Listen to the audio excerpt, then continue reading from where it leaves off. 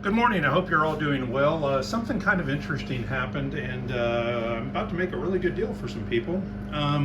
This is my 58 caliber barrel, and this is the insert. It's a CNC cut aluminum insert.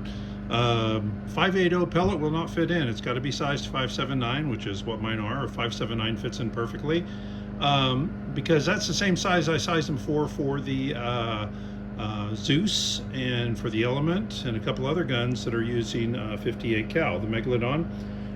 However, these were returned by a dealer. I got all 10 sets back. I've only made 11 sets total. Probably not going to make any more because, well, potentially there's an issue, and I want to find out today if there's an issue or not. These barrels are not barrel blanks that I cut down. These barrels, every single one of them comes from a Megalodon that's been cut down or a Zeus that's been cut down. We did the file, we run it through CNC, and that piece of barrel becomes 1 or 2 blanks. So you go, well, it'd be perfect for this pellet. Well, here was the dealer's problem. Went right through. Let me get a handful here, because some do, some don't. Like that one sticks. I'm actually having to shove it through. Pop it. There we go. Some do, some don't. Well, these go through a 579 sizer. There's only, as far as I know, one 579 sizer in existence, because I made it because that's the size it needed to be. That one fell right through. So the question is that an issue? Is it an issue that it's not grabbing and pushing against the barrel? First off, I don't want to guess on whether or not it's an issue. I want to see if it's an issue. When you take something like especially a hollow skirt pellet, and you put 4,500 pounds of air pressure behind it, 4,500 psi, that air is going to try to go forward and push out. It is my thought that what it's going to do is push this right into the lands and grooves of the rifling. And there's 3 ways to see if that works. 1, we're going to use a chronograph and see if it has good speed. 2 is ballistic gelatin to see what kind of force it actually has. And 3 is simple enough. You coat the pellet, and when you get the pellet after it's gone through the ballistic gelatin and all, you look for striations on it where the rifling was grabbed, which induced the spin on the pellet and made it be stable.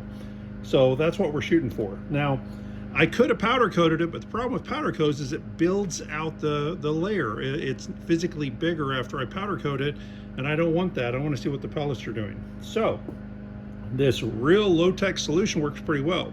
You take a Sharpie and you just keep running a Sharpie on it till it's nice and black. What I should see, if it's working properly when it comes out the other end, is shiny spots right here on these rings, and I should see rifling lands, the marks from it cut right into it, if it did balloon out and catch the barrel, the lands and grooves of the rifling. So, simple enough to test. What we're going to do is open up the gun. I've got these loaded and ready to go. I'm going to safe it, and I'm going to put it on single shot. So that's all ready to go. I've got pellets in there, they're colored. So we're going to turn the chronograph back on. Come on, chronograph.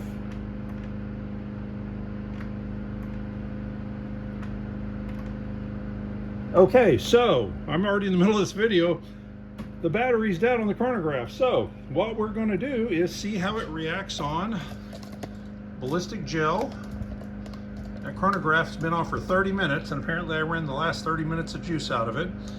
We're still going to see how it does on ballistic gel, because that's going to tell you what kind of force it has, if it's making it through 12 inches of that. And we're still going to look at the pellet, and I'm going to charge this thing and run a second test with just the chrono readings later on. So we're looking at the ballistic gelatin. I've got this loaded. Make sure I don't shoot the chronograph. Only thing that'd make things worse. And 1, 2. Okay, so we got 2 shots. Both of them made it out of the barrel. So that's good news. It had enough power to make it out of the barrel. Both shots went through the ballistic gelatin, 12 inches of ballistic gelatin. And what I'm hoping is they didn't make it through the last box. They did not make it through the last box.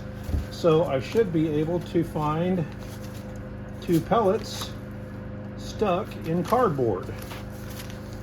There is the beginning of one, and there is the other. Okay, so we wanted it to have power. It had power. It went through 12 inches of ballistic gelatin, went through about 6-7 cardboard boxes before it stopped. We want to see the pellet shiny around the edges, which meant it grabbed, and it'd be nice if we saw some bullet stray or some striations on it from the lands and grooves of the rifling. Folks, that is exactly what you see right there. Make sure I'm doing this where you can see it. We've got the land marks and groove marks. We have channels. It's nice and clear all the way around the base of it, and it actually has blown part of it away. Again, force, had quite a bit of force. It actually tore off the lower ring. Let's see if it did it on the other one. Here's the other one. Lands and grooves. Perfect, nice little lands and grooves. It drug it, so this edge here is actually sharp. So it actually drug and pulled it, and as you can see, it's got the rifling marks and it's all shiny at the base. This thing ballooned out against the barrel. It spun like it was supposed to do. It had a ton of force and shot right through this and through about 2.5 inches of cardboard. This works. Now, anything that I make should be up to be able to be tested and see if it works or not. I've had 60 parts. I'm due for a real boner or screwing something up. This isn't it. This one works. It's doing what it's supposed to do. With that said, they were returned by a dealer, and dealers talk and that sort of thing, so I'm not going to invest my time in making any more of these. So, even though they work, here's what I'm going to do. I do want to show you this real quick. There is the edge of a new pellet, and there's the jagged sharp edge of the base. This thing really did drag it out, and again, that's exactly what you want to see of a bullet that passes down a barrel. That is exactly what you want to see. It worked. So I've got a couple cool things here, and I've got enough stuff to make 8 of these kits. I have the Macabre Speed stock. I have the gun. I have 45 long barrels, and I've got a set of the 58 cal. Now, of course, this will come with 45 samples, 58 samples, that sort of thing. But I'm going to make 8 of these kits, since I have enough stuff to make 8 of these kits, and sell them this way. And then, since I have, I believe, 11 sets of these total, I'll probably make 3 of them without the stock. But the gun's normally $439, stock's $539. 100 pellets makes it 600. So we're going to go for 600 and include the 58 cal at no charge. So it's going to be 600 for all those pellets, the Zeus with the stock, 58 cal barrels. And when they're gone, I will not be making any more. I like to avoid problems. So these 11 are it. I'm going to list 8 as I've just described, and I'll list, I think it's 3 more without the stock, and it'll probably be the short barrel instead. So it'll be short barrel 45, no stock, and the 58 cal barrels at a discount, probably like $550, something like that. Anyway, anything you make should be able to stand up to scrutiny, and I think this stood up to scrutiny. I think it worked just fine. It did well, did exactly what it was supposed to do. So if you want to be the first to hop on the 58 cal bandwagon, I'll have 8 of these kits listed shortly. Anyway, hope you all have a good day. Take care.